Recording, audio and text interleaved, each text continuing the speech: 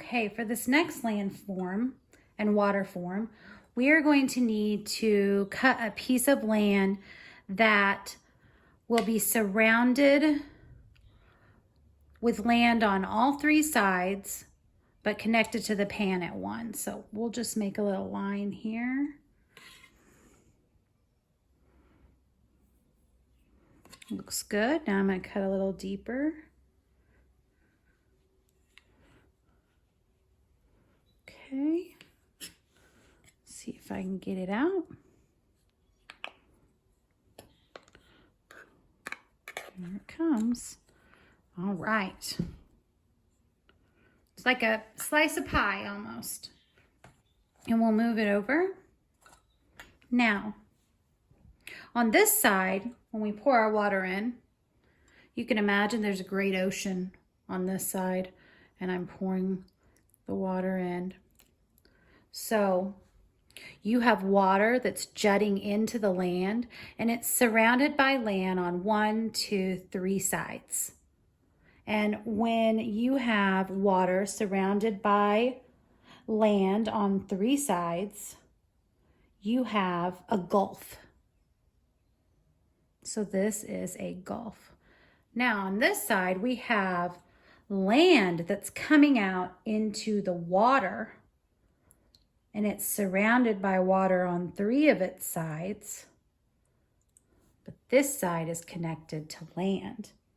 And this is an example of a peninsula when the land jets out into the water. So we have a gulf and a peninsula. Let's take a look at our cards. Here is a photograph of a gulf. You can see that there is land on 1, 2, 3 sides. Here is a peninsula. And on this one, we see that there is land jetting out with water on 1, 2, and the 3rd side over here. Here is an illustration of a gulf and an illustration of a peninsula. Ready for our next landform. Now it's very similar to the gulf and the peninsula, but there are some subtle differences. So this time I'm going to cut a smaller portion, still connecting to one side. I'm going to draw my line first like I did before. That seemed helpful. Okay, and now I'm going to go down deeper. So just a smaller piece of land. Let's see if I can get this one out. Oh, nice and easy. Okay.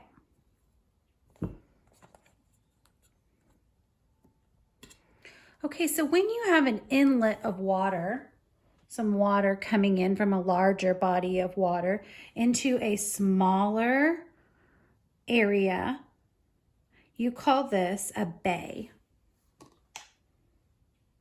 Smaller than a gulf, it's a bay.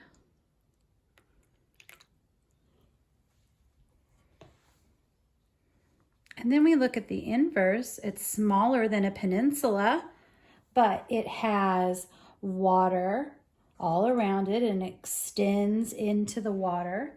And we call this a cape.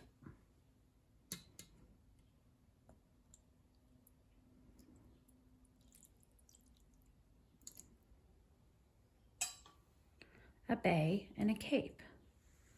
Let's look at our cards. Here's a lovely picture of a bay.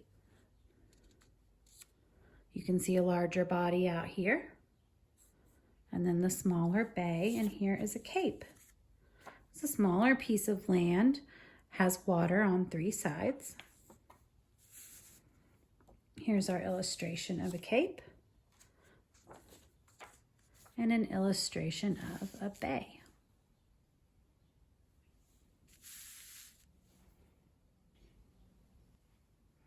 For our last set of major land and water forms, I am going to need to cut out several small landforms. So let's see here. I'll do one here.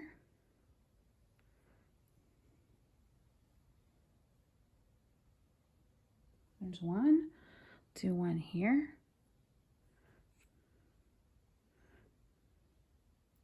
And maybe here. Okay, let's see how we do with this, and maybe we'll add another one.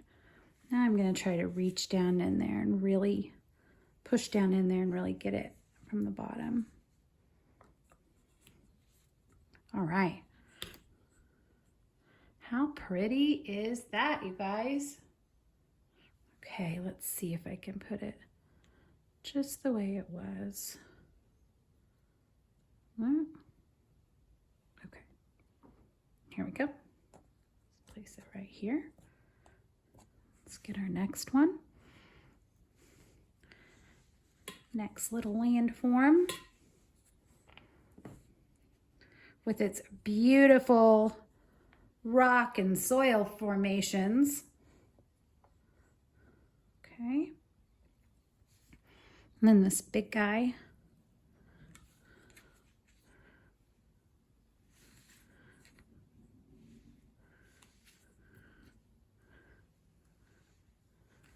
That is thick. Okay. And it goes about right here. And you know what? I think we will do one more. It looks like we need one here. Doesn't it? We're gonna do it.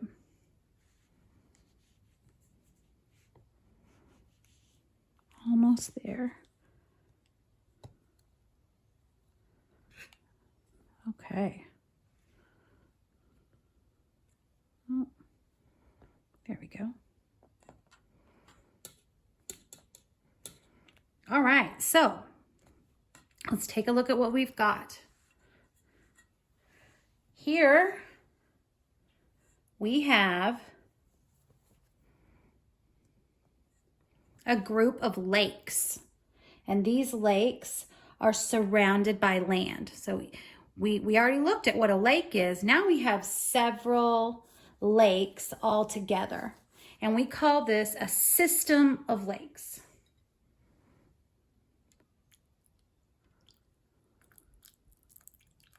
Whoa. System of lakes. All right, and then on this side, we have several small islands. We have a system of islands all clustered together, usually in the ocean. And this is called an archipelago. And so let's take a look at those cards.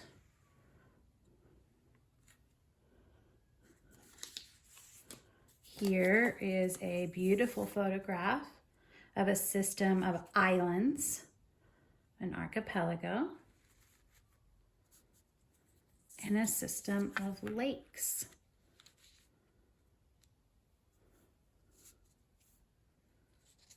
Here is our illustration.